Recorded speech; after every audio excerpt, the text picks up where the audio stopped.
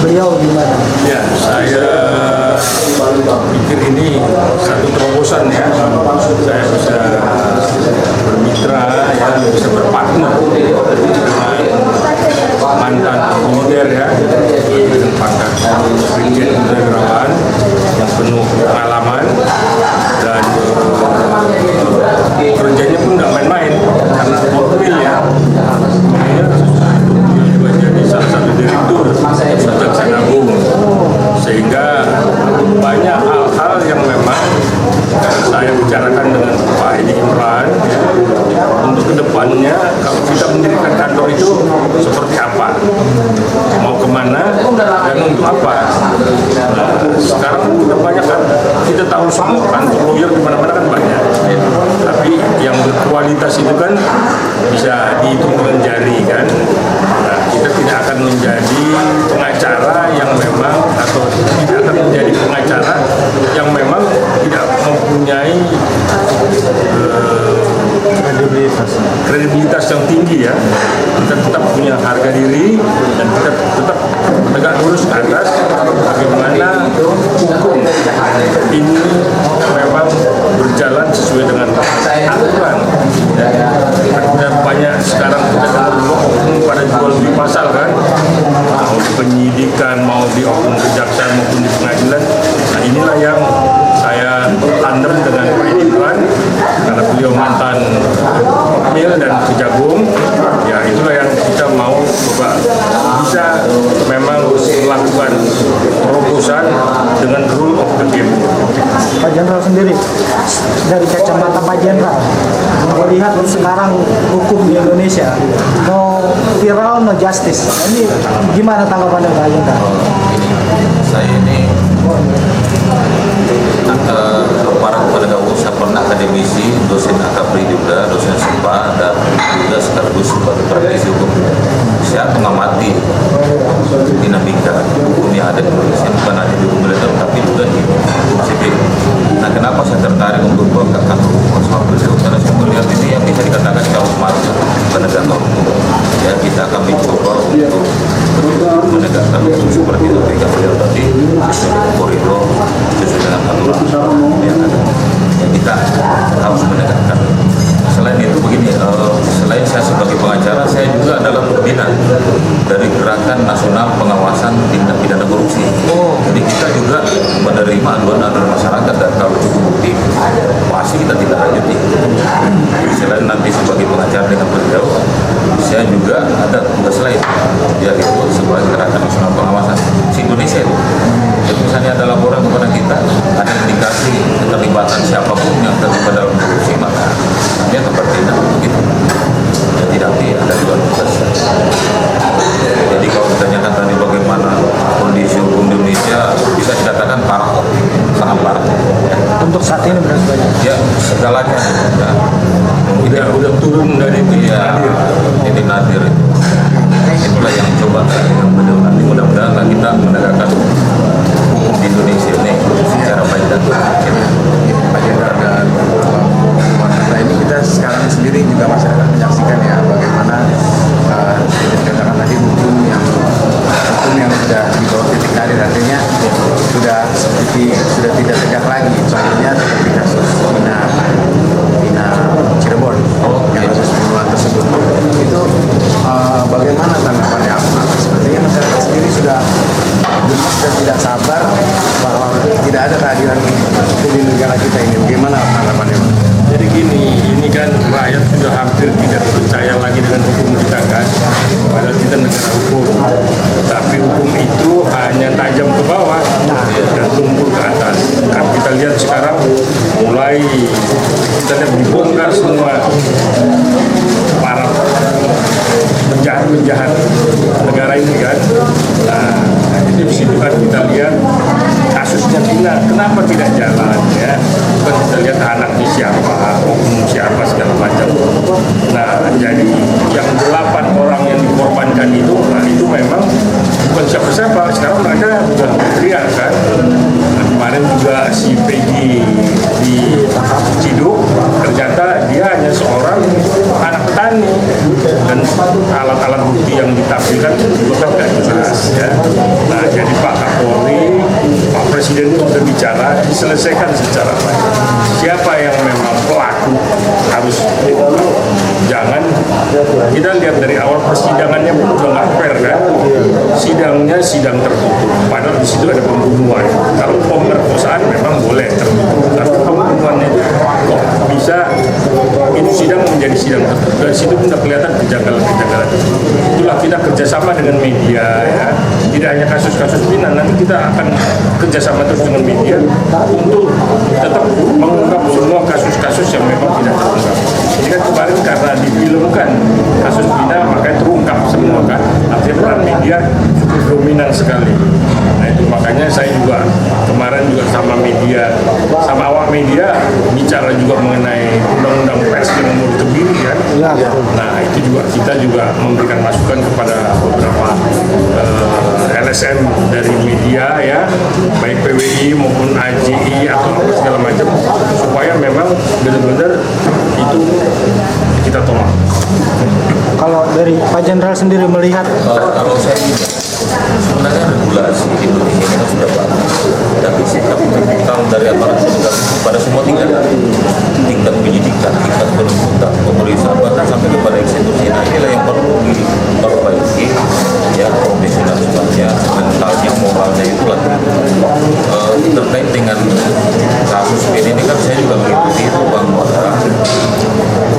yang saya heran kan pada saat persidangan kan pasti ada fakta-fakta yang terbuka di persidangan bahwa ini siapa melakukan apa kan pasti begitu pasti, tapi kenapa aparat penyidik tidak menindaklanjuti itu fakta-fakta tidak profesional menurut saya gitu. Harusnya begitu diungkap di persidangan maka siapa-siapa yang terlibat di dalam itu harusnya diusut semuanya, tapi ini kan tidak. Setelah sekian tahun baru diungkap.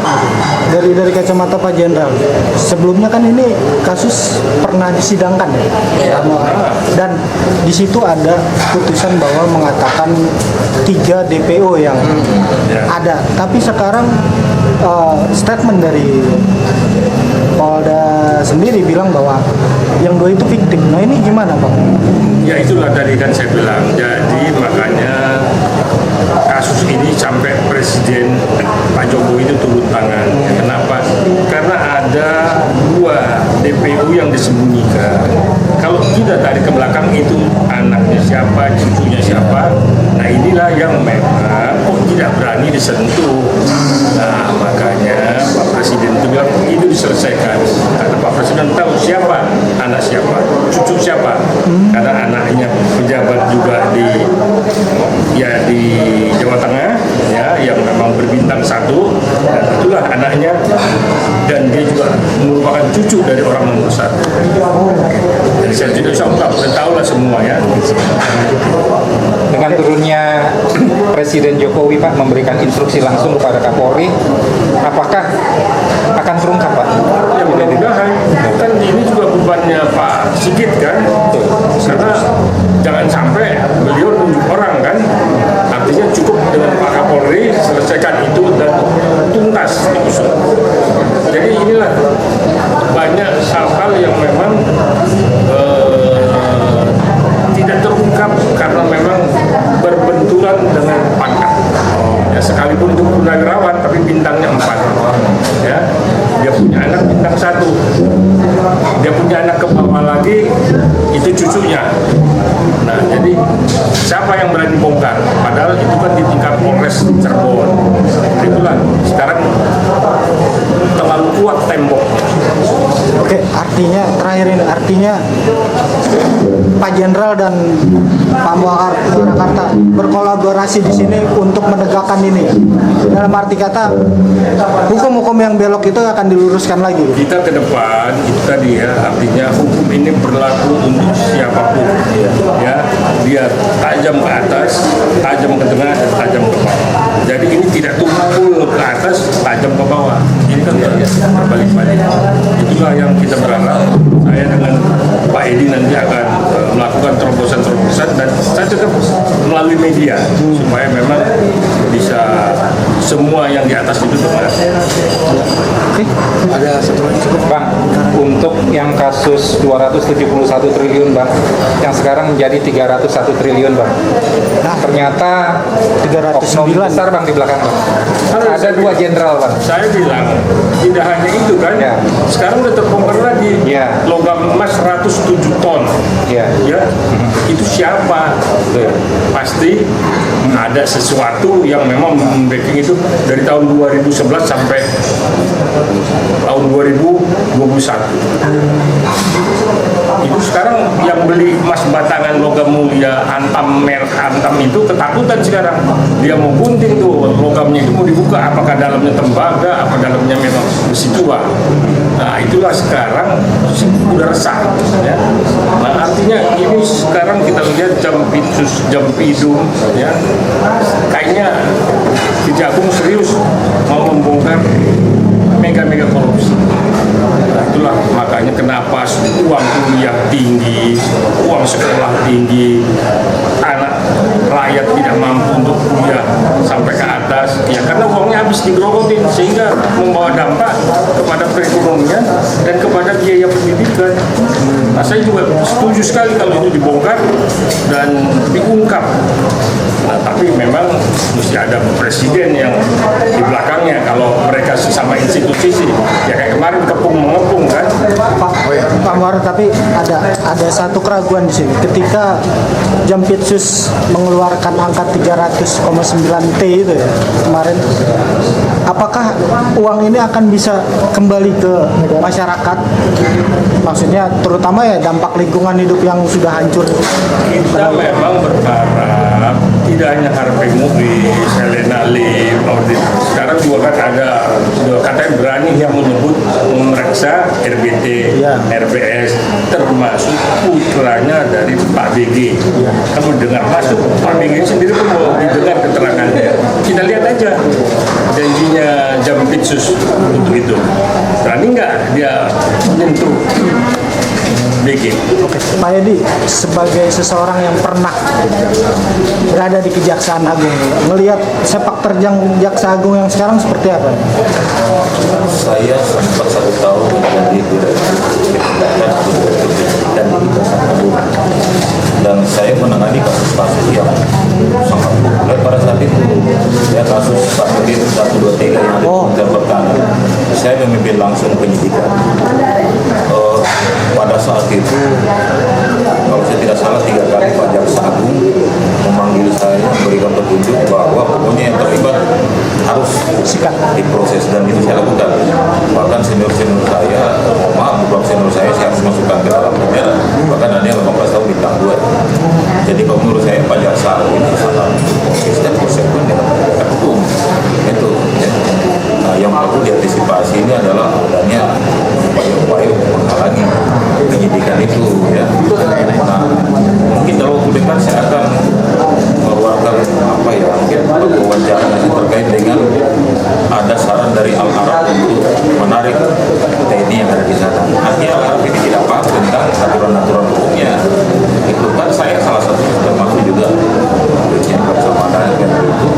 Kita lah yang berusaha Perpres nomor 15 itu sehingga lahirlah Jampitsus. Satu lagi Pak, kenapa sampai saya tertarik masuk dalam GP ini? Saya masih ingat pernyataan saat ketika menjadi ketua KPK dan disampaikan lebih lanjut oleh Pak Mahfud MD. Beliau mengatakan bahwa apabila korupsi di pertambangan saja, satu saja, pertambangan itu bisa habis maka 280 juta penduduk Indonesia tanpa bekerja, hanya bangun, tidur, makan dan sebagainya, itu tiap bulan mendapatkan 20 juta satu bagian saja. Bagaimana penduduk saya, bagaimana kesehatan, berarti lebih banyak lagi. Nah, itulah yang mendorong saya sebagai mantan kaum militer untuk harus menegakkan hukum itu. Ya. Pokoknya para koruptor ini harus kita libas. Itulah kedepannya saya selalu beragente. Pak Jenderal, satu lagi, beberapa waktu lalu ada kasus kuntit di mana Jampitsus Dikuntit. katanya dikuntit oleh Densus 88. Itu bagaimana akhirnya? Apakah jadi institusi dengan institusi yang akhirnya Sampai sekarang kita belum tahu hasil pemeriksaan terhadap yang bersangkutan. Tapi faktanya di lapangan bahwa beliau dikuntit sampai di restoran dan sempat disergap oleh polisi militer. Itu.